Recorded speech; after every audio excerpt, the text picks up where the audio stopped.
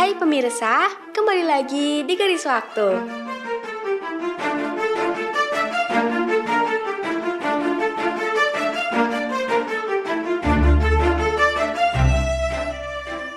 Tanggal 17 Agustus 1945 lalu, Presiden pertama Indonesia, Insinyur Soekarno membacakan teks proklamasi yang menjadi penanda bahwa Indonesia merdeka dari jajahan negara di dunia. Momen bersejarah ini merupakan buah manis hasil perjuangan para pahlawan selama ratusan tahun yang telah berupaya keras untuk kemerdekaan bangsa Indonesia dan diperingati sebagai Hari Kemerdekaan hingga saat ini.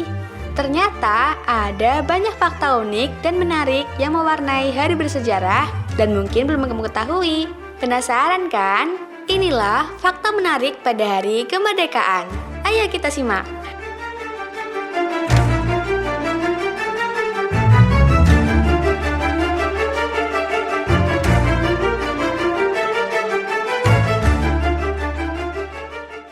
Naskah asli proklamasi sempat dibuang.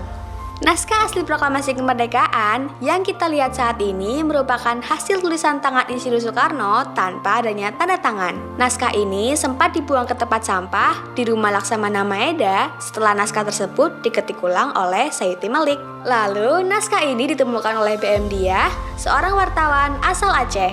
Dan naskah proklamasi itu disimpannya selama 47 tahun loh. Pada akhirnya diserahkan ke Museum Arsip Nasional tahun 1992. Jika kalian menyadari pada naskah proklamasi tahun 05 bukan karena salah ketik, namun pada saat itu Indonesia masih di bawah pendudukan Jepang, sehingga kalender yang digunakan pada saat itu masih tahun Jepang, yaitu sistem kalender Jimmu, yang mana kalender Jimmu lebih awal 660 tahun, maka pada saat itu tahun 2605.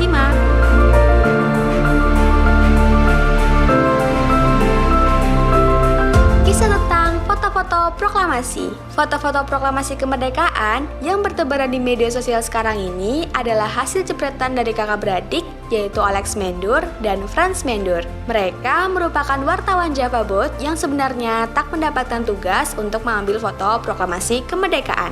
Naluri jurnalis yang ada pada diri mereka mengatakan hal lain sehingga mereka bergegas menuju lokasi. Mereka yakin betul kalau momen proklamasi akan menjadi peristiwa penting bangsa ini. Benar saja, nama mereka dikenang sebagai salah satu saksi sejarah yang berjasa dalam mengabadikan momen kemerdekaan Republik Indonesia. Namun sayangnya, setelah upacara proklamasi, mereka tertangkap Jepang, lalu kamera mereka dirampas dan foto-fotonya dibakar. Untungnya, dokumentasi tersebut berhasil diselamatkan oleh Frans Mendur. Frans Mendur menguburnya di halaman kantor harian Asia Raya sehingga roll film masih bisa diselamatkan. Pada Februari 1946, foto-foto yang dikubur oleh Frans Mendur akhirnya diterbitkan melalui Harian Merdeka yang terdapat 5 foto. Dan kemudian pada tahun 2012 ditemukan 13 foto lainnya dan sampai hari ini diperkirakan masih ada foto-foto yang tercecer.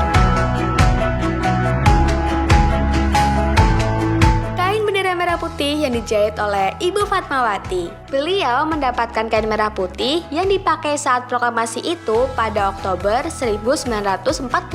Ada yang berkata bahwa kain itu didapatkan dari spray Ibu Fatmawati dan kain milik penjual soto.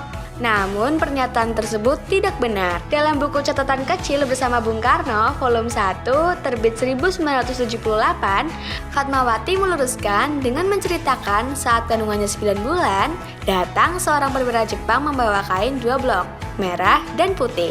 Perwira tersebut adalah seorang pemuda bernama Khairul Basri.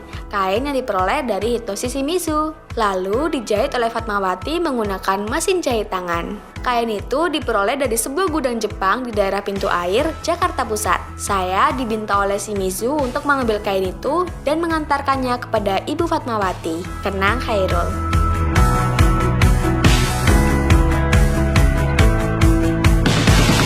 Soekarno sakit malaria saat memproklamasikan kemerdekaan.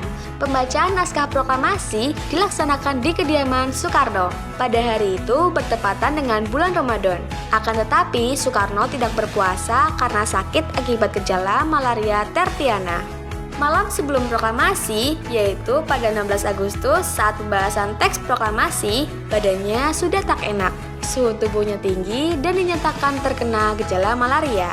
Namun, Bung Karno tak mempedulikan dan begadang sampai pagi. 2 jam sebelum membaca teks proklamasi dilaksanakan, Soekarno masih tertidur pulas. Bahkan, ia hampir saja tidak bisa menghadiri acara sakral tersebut. Dan pada pukul 9 pagi, Soekarno terbangun dan bersiap-siap. Dengan berbusana putih-putih, ia keluar rumah. Hatta telah menunggu juga ratusan orang yang tak sabar. Soekarno dan Hatta pun memproklamasikan kemerdekaan Indonesia. Mereka kemudian menyanyikan lagu Indonesia Raya sambil mengibarkan bendera merah putih. Setelah Soekarno membacakan proklamasi kemerdekaan, diiringi dengan sorak-sorai masyarakat Indonesia di penjuru bangsa, Soekarno kembali tergopoh-gopoh ke kamar tidurnya untuk kembali beristirahat.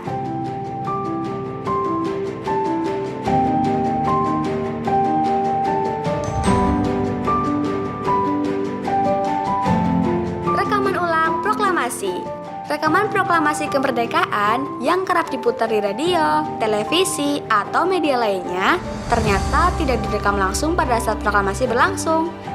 Karena pada masa itu pembacaan teks proklamasi hanya diabadikan melalui foto, tidak ada rekaman suara atau video. Jusuf Ronodipuro adalah pemilik ide merekam suara pembacaan teks proklamasi. RRI waktu itu baru membeli peralatan rekaman baru. Ketika bertemu Soekarno di Istana Negara, Jusuf Ronodipuro spontan mengeluarkan ide tersebut. Pada awalnya, Soekarno menolak karena menurutnya proklamasi merupakan sesuatu yang sakral dan tak bisa diulang. Namun, Jusuf Ronodipuro memperjuangkan agar perekaman tetap dilangsungkan karena ia merasa akan penting pada kemudian hari. Setelah terjadi beberapa konflik, akhirnya Soekarno mengetahui perjuangan Jusuf Ronodipuro dan luluh. Ia bersedia merekam suara pembacaan teks proklamasi agar bisa didengarkan oleh seluruh rakyat Indonesia. Rekaman suara pembacaan teks proklamasi dilakukan Bung Karno di studio RRI Jakarta pada 1951.